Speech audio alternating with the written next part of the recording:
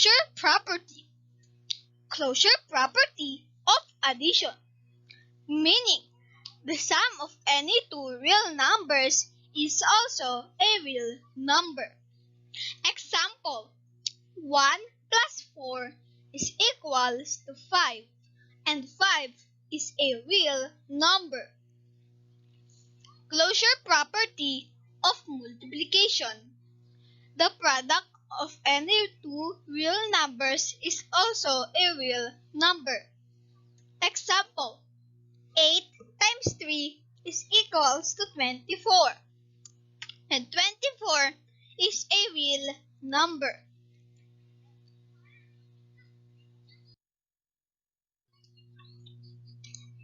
Commutative property. Commutative property of addition, meaning two or more real numbers can be added in any order.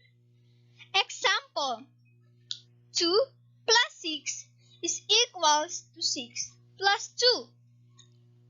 The two numbers can be added in any order without affecting the sum. Commutative property of multiplication, meaning two or more real numbers can be multiplied in any order. Example, 4 times negative 3 is equals to negative 3 times 4.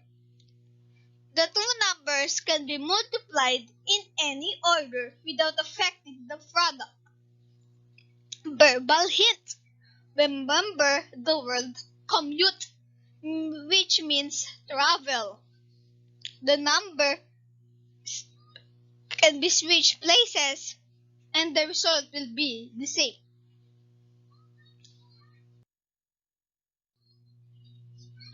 Associative property. Associative property of addition, meaning when three real numbers are added, it makes no difference which two would be added first. Example, 2 plus 3 plus 8 is equals to 2 plus 3 plus 8. When adding numbers, regrouping can be done without affecting the sum. Associative property of multiplication, meaning when three real numbers are multiplied, it makes no difference which two would be multiplied first. Example, 2 times 3 times 8 is equals to 2 times 3 times 8. When multiplying numbers, regrouping can be done without affecting the product. Verbal hint. Remember the word regroup. Numbers simplify group with a new friend. Distributive property. Multiplication distributes over addition. Example, 3 times 5 plus 6 times 5 plus 3 times 6. 5 plus 6 times 3 is equals to 5 times 3 plus 6 times 3. Identity property. Additive identity property. The sum of 0 and a real number equals the number itself. Example, 5 plus 0 equals 5 times negative 2 plus 0 equals negative 2.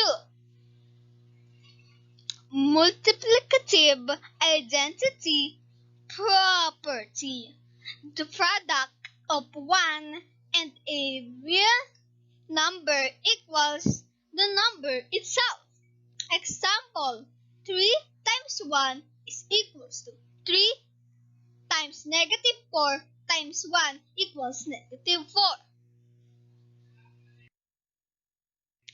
Inverse property. additive inverse property. The sum of any real number and its opposite is 0. Example, 5 plus negative 5 equals 0. Multiplicative inverse property. The product of a real number and its reciprocal is equals to 1.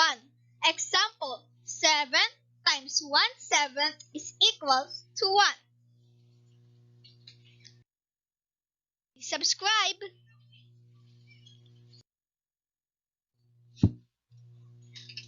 Thank you for watching.